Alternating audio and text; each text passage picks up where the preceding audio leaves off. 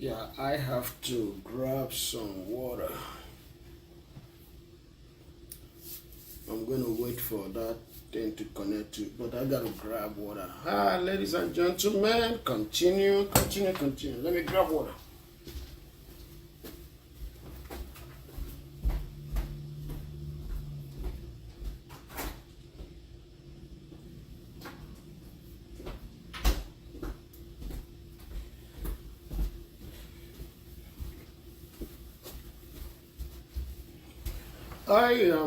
I just grabbed some water, but and the water that I'm drinking is Fiji, but Fiji doesn't sponsor this video.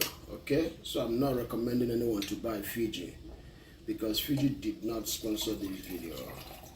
I am just getting water for myself, but not for yeah. So it's been a long time since I came here last. I know that most of you haven't seen me in a while, and maybe you guys thought I gave up. I don't give up on things that I do. Before I do anything, I put my thoughts and mind into it. I put every thinking and make sure that I have convinced myself that I'm going to do this, because when I start doing something, I don't go back. That is what a businessman does. When you start a business, when you start something, you don't stop. You keep going. Forget about the nurses. Do what you have to do. That's business for you. Yes, I've been doing some things that have to do with work and business. So I haven't been around because I was tied up. I'm still tied up, not that I'm not tied up. I am very, very tied up in what I'm doing. And I gotta adjust this camera so that way it doesn't show my lower body that much, so we can all concentrate. I think it's gone a little bit too far up that I want. Too far up that I want. Okay, I think this is good. Sometimes these cameras. Okay, this is perfect. Yeah. So, like I'm saying, when you start something in life, you don't give up on it. You do it because sometimes what you're doing is not about you. It goes beyond you. It becomes about people that know you, people that are hurting, because the message that you're putting out there is actually affecting other people's lives positively. That's what we pray for. So you have all these thoughts in your mind, share it with people. You have these ideas in your mind, share it with people. You see what is going on in the world, discuss it. Nobody on this earth that does not have a right to discuss anything. You have a right to discuss things you see. You have a right to call to action. You have a right to, I will put it this way, you have a right to, make your voice heard. When you see something, you say something. Basically, that's what it is. We were taught that by our fathers, that when you see something, say something. Don't hold it to yourself. Say something. Let people know what is going on. Let people know what you see that you don't like. Call people to correction. Correct people's foolishness. Correct people's stupidity. Correct people. I gotta tell you, when you see somebody walking down the street and something don't seem right, try to be of a help. If the person don't need your help, speak from a distance. That doesn't mean you should keep quiet, but it means speak from a distance. Speak from a safe zone. Stay away from that person's space, so that way when it becomes a legal issue, you're not at fault. Even though the system know that you have a good heart, the system know that you mean good. But the thing is this: when a system is set up, the system is set up to mean good. But bad people know the loopholes, and they will take advantage of that loophole. This is what they do. They try. They poke the system. They manipulate the system to the advantage, even though the system is for good. But bad people know how to do something. They're just good at it. They pay the money, they take the time to look for loopholes. Because to them, that's the only way they can survive. They survive through loopholes. Loopholes makes them money. Loopholes makes them win. Loopholes make them look good. Loopholes gives them more advantage. So they will seek that loophole. That loophole may have been to help out a victim. But guess what? The predator also manipulates that loophole and it manifests to the advantage of the predator. So today's discussion has, what I'm trying to discuss today is this. Good marriage helps in bringing out a good outcome of a good outcome of everything you do. So in the past 2 months now, or going to 2 months, I've discussed mostly business. But one thing I understand is this. Not everybody is cut out for business, just like I've said. But there is one thing that we all can agree to. Any business you do in life without a successful marriage, is not a business. Let me say this. No matter what you do in business, if you do not have a successful marriage, that business is nonsense. The transfer of wealth from one individual, from a father to the next generation, from one generation to another, is determined based on the marriage you get into. So this is to say, if you start a business today, and down the road, you meet a beautiful girl, very beautiful, and you decide that you're going to marry her, the marriage that you establish between you and that girl determines the generation to come. So that is why I tell people, when you get into a marriage, you have to take marriage very serious. In fact, marriage is more serious than your job. Marriage is more serious than your welfare. Marriage is more serious than the relationship you have with anybody, even your father.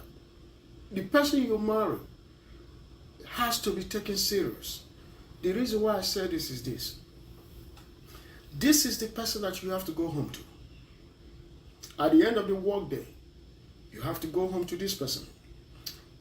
This person, this individual, a woman, determines the outcome of your life every single day because she has access to the food that goes into your stomach. So you have to take this individual very serious. Vetting somebody for marriage is the most serious thing that any man should embark on. Today, parents raise their kids not for marriage. Instead, parents raise their kids for successful job. They want you to be a doctor, they want you to be a lawyer, they want you to be an engineer, they want you to be a psychologist, a philosopher. Any field that they hope that is bright and better for you, that can make them look good, that can bring joy, happiness, and bragging platform to them, they will train you, they will spend that money to take you to the biggest school, the best school, the brightest school. But one thing that most parents don't do is that they don't take that time to teach you as a child that you can obtain all this. But one thing only, one thing and one thing only matters more than everything that they have taught you, and that is a successful marriage. Growing up as a little kid, I saw me, my mom, my uncles, everybody in the family talked about, squabble over education. I saw everything about life over education. Every single day we talk that has to pertain to our issues. is mostly over education. But one thing that I would say that I didn't really hear from parents that much was that a wife matter. Not that they didn't, my mom's generation didn't teach us. They taught us that. But to a greater extent. To an extent, not to a greater extent, to an extent. But the energy, the resources put into education wasn't equal, wasn't anywhere. That's the to put it into our marriage. Was not anywhere near the resource and thought and time put into education. So that is why you see this generation today, they are coming into a world without no single training. This is both men and women. Without no single training on how to vent for their wife or husband. There is no teaching on how to vent for a good woman. You see, when a child turns 17,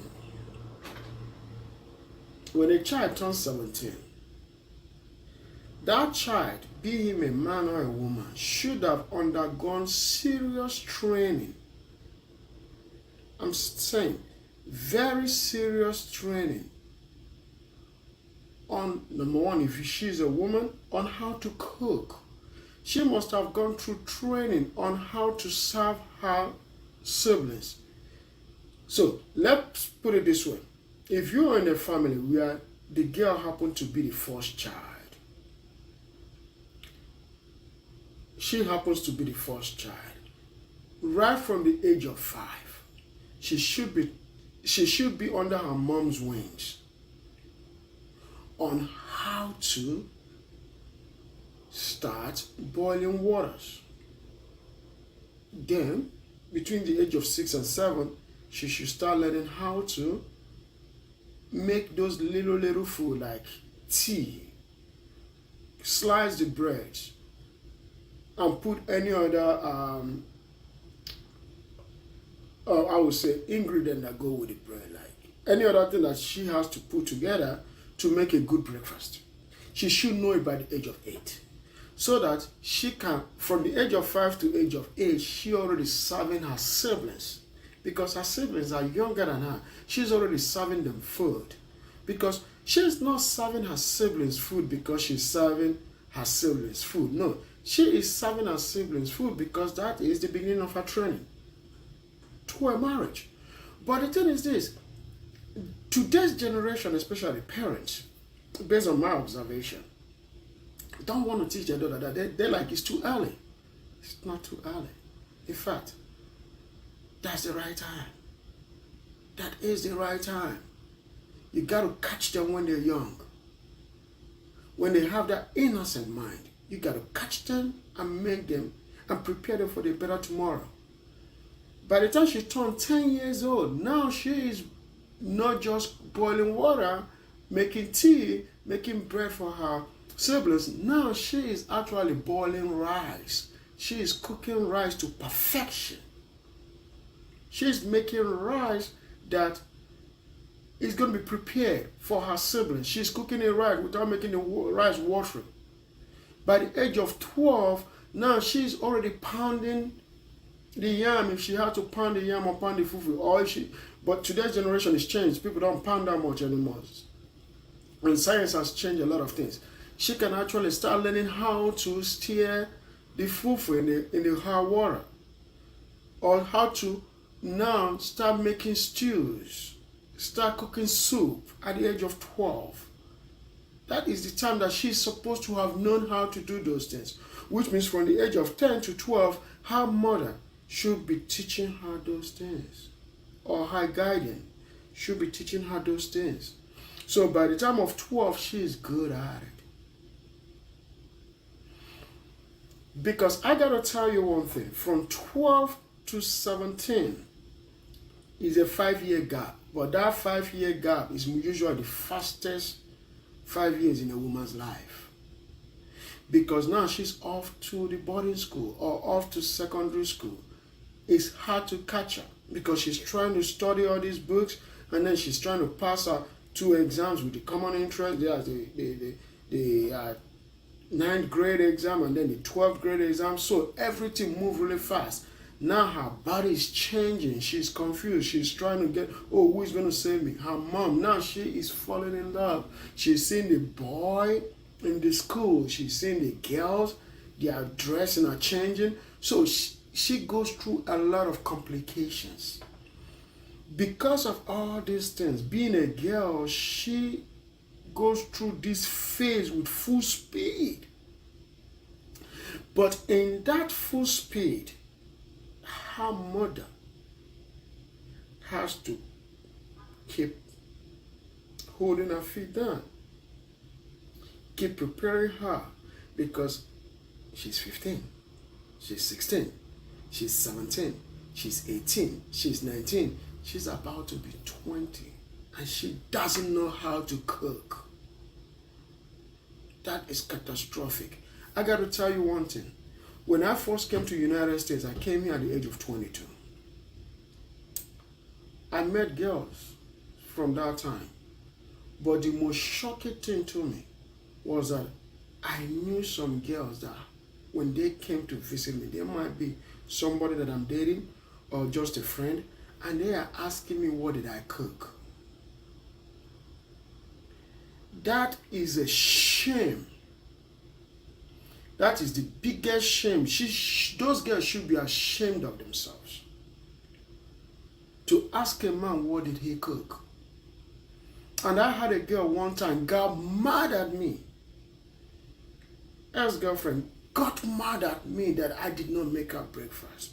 She called her father, and her father asked her to come home. So I had to drive her home to Arlington to be taken home to her house. I was so shocked that a father came to pick up a daughter because a man in the house did not make her food, did not make her breakfast. What are we raising? A girl got mad at me that I did not make her breakfast. And we have parents. I gotta tell you something. I'm gonna dive into this matter. It's gonna be uncomfortable. It's gonna be very, very uncomfortable. But I'm gonna speak it because these are things I saw growing up. In fact, it affected me so much that I was like, there are no good women out there to marry. Those girls, I don't know who they're married to now, but I know some of them are not married. Some of them are married. Only God knows what they are going through, what their husbands are going through in their marriage. Not every marriage out there that you see people smile at an occasion is a successful marriage. It's not. I can tell from the guys I hang out with. I can tell from the guys that what men talk, what men say, what men talk to me about, what men say to me. I can tell you, my ears are full. My ears are full because the girls that are raised today are not raised to be wives. Marriage is not a partnership. Marriage is not a partnership. Business is a partnership. You start a business, you have partners. 2 people don't run business at the same time. One person got to hold back while the other person runs it. Because when 2 people of equal contribution run a business, it's catastrophic. That business doesn't survive if business fails. The same thing with marriage. When a man takes his time and goes and get a woman without venting, this is what happens. You don't vent the woman, you don't put rules down before she comes into the house, it becomes a problem. Because she didn't give her the rules. She doesn't know where to operate from. Then she make up her own rules. And when she make up her own rules, it becomes a disaster because guess what happened? She's confused. Because the man doesn't make the rules. The man didn't make the rules. You didn't lay down the rules. You are a president of a family. You're the head. You make the rules.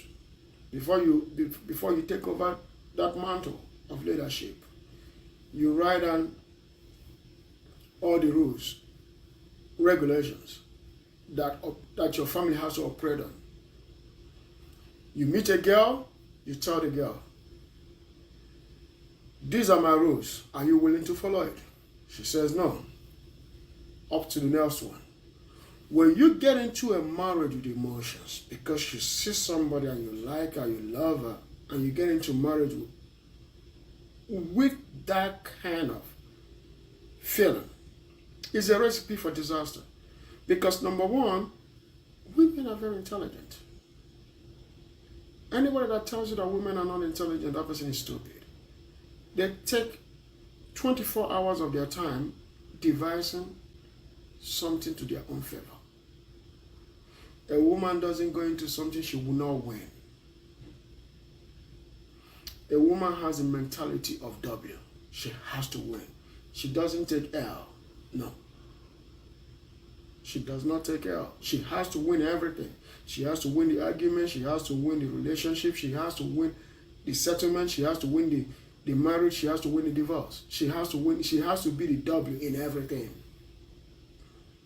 So if you're going to embark in such a risk, you have to write down rules and regulations. Because marriage is a risk. Today's marriage is a risk. I don't care what you think. It's a risk. Driving on I-35 is less risk. Driving on interstate or highway is less risk than a marriage. The highest risk we have today in any man's life is marriage. Who you marry is your greatest risk. Because the reason why it's a very high risk is because who you marry will determine if there are going to be a transfer of wealth in your family. Which means, are you going to raise the right kids that will inherit your name? That will inherit. Are you going to raise the right legacy that will inherit your name from one generation to another, that will transfer your wealth from one generation to another? Marriage is what determines these things. You cannot have a successful marriage if you don't have the right woman. The right woman determines a successful marriage. You can disagree with me how you want to. A lot of men are paying that price today. I will tell you from experience. I grew up with so many boys. I grew up seeing so many marriages. I grew up saw marriages that parents, the dad, will instruct what will happen and the mom will undermine it. And the kids gravitate towards the person that undermines. The one that undermines is the one that the kids gravitate towards. Because kids are very manipulative. That is in their nature to be manipulative. Because they don't like pain. Kids don't like pain. And the fact they don't like pain is what makes them to gravitate towards the weaker vessel. And when they move towards that weaker vessel, they use the weaker vessel to weaken the stronger vessel. So when you get into a marriage, you lay the rules and expect the rules to be followed. If it's not followed, make everybody pay for the consequences. And every day, they will pay for the consequence. Because I got to tell you, as a father, you don't ever think to yourself that first consequences that those kids are paying or that your wife is paying is a one-time deal. No. In a family, in a marriage, because it's an everyday job, the consequences are continuous. Because the boundary that you lay will always be tested every day. So you have to push back as a father every day. The moment you give up is the moment it becomes a problem. I saw that in my family. I'm speaking from experience. I saw my dad lay the rules. I saw we as kids test the rules every day. And we live the consequences every day. I saw my mom not undermining my father's credibility. And I will tell you that my dad's credibility was never undermined by my mother. They have their own individual problem. Everybody has that. But the rules that were laid by my dad was never undermined by my mom, as long as I can recall. But I saw families that the rules that were laid by their father was undermined by their mother.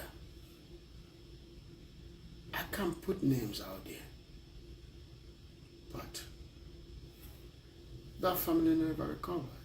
Those families never recovered. They never recovered. It's very painful when I see a lot of families that I grew up with and see what they went through and what they are going through just because mothers in those families undermine the fathers. It's very painful.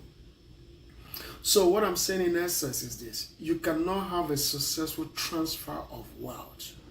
You cannot have a successful transfer of marriage. You cannot have a marriage that is going to be wealth that can go from one generation to another if there is no vice president that will help to do that right. You see what I'm saying? If there is no successful vice president that will do that right. And one thing that makes me really, really disappointed is this. When you talk about marriage, some people ask you, are you married? I don't have to put it out there. I don't have to respond to that. Sometimes people don't say it because of reasons. They don't tell you their marital status because of reasons. But what I'm trying to tell you is this. It's so painful when I tell people my own experience of what I see people that were married, how people that I was in their family, I grew up with, how I saw their mothers undermine their father's credibility that I didn't see my mom do. And those people will ask me, have you been married? But you forgot I also came out from a married home where there is father and mother till my mom passed away. One thing that really affects the situation in this world is this.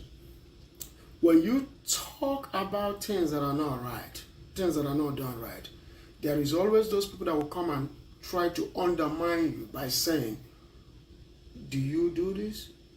Do you have kids? Do you have a wife? How can you tell us what is going on? But they forgot you were once a kid. You came up from a family of two. The distinction matters. And the some people can't hold their kids to order. They can't be told what to do by their own husband. They can't hold their wife's foot to the fire and let her understand that you have to run this family while I'm out and run it according to the rules and regulations that I set. And these are the same people that will end up having bad kids that another man's son has to marry. They will be the one having bad daughters that another man's son has to marry. That is why you see when people tell me certain things, I don't ask them, do you have? No, I don't. I don't do that. Because what they say, I have to learn from. I tell you, the rate of fathers that are raising bad kids out there, the rate of families that are raising bad kids out there, almost outnumber the rate of families that are raising good kids. Not that all that was their intention to raise bad kids. No, it's not their intention. But it's just that we have more people today that will tell you to mind your damn business than to take corrections. The world is a free world, and the world don't owe you nothing. It's your prerogative to raise your kids how you want to raise them. But one thing that I got to talk to you about as a businessman is this. Are you raising a kids that will make a successful transfer of wealth? Are you raising kids that will carry on legacy the right way? Are you raising kids that will mean right to you? Are you venting a wife that can conform to your program? So what I'm trying to do is to integrate my conversation about family into my conversation about business. Because setting up business, being a businessman, My business doesn't worth anything if I don't have the right keys to carry my legacy. So if I have keys and those keys don't turn out right, it's like I never had any child. If they cannot continue the legacy, it's like I never had any child. I've been to very, very wealthy families, houses here in the United States, and back home in Nigeria, you see the kids, you just want to cry. There are families in the US here that you go, you have all these inheritance buildings, big houses, 5,000, 6,000, 10,000 square foot houses. And the kids are all crackers. The daughters are nothing to talk about. The boys are just useless. Crackers. Their wives crackers. Cocaine. Nothing good in that house. But the houses are paid for. They don't have to worry. But their fathers just don't know what to do. It's like they don't have children. That's how it appears to those men, that's to the parents.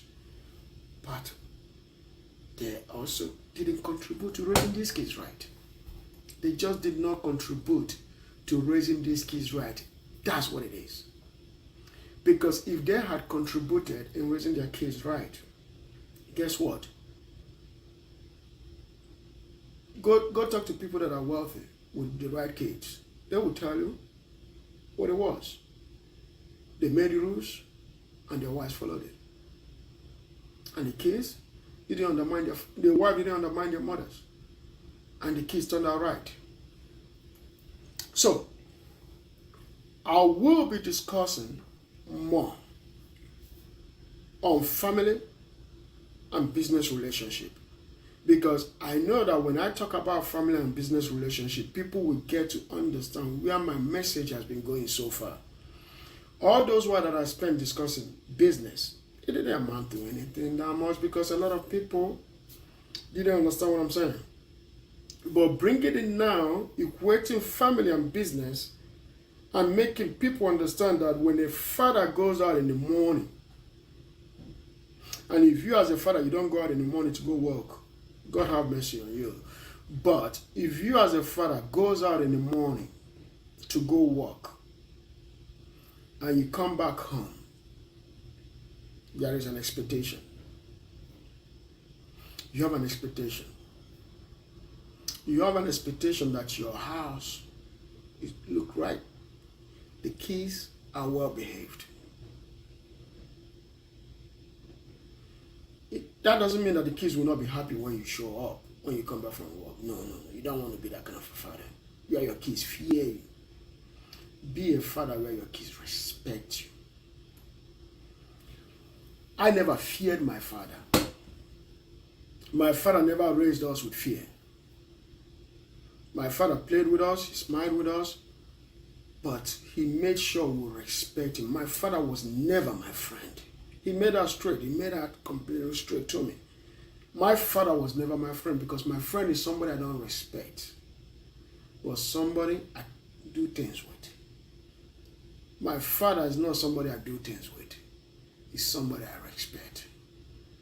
And that is why today I still respect him. When he says something, whatever he says, even in my own house, is final. When my dad walks into my house and says something, that's set.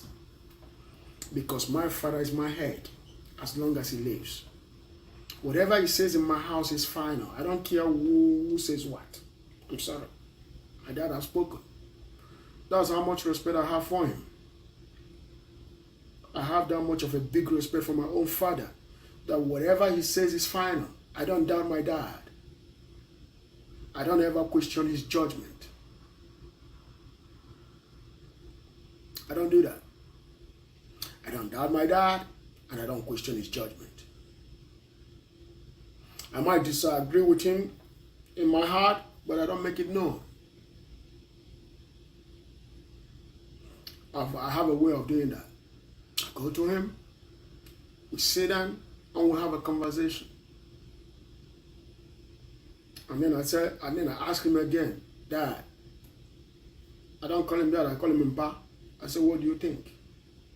Do you still sit by your decision?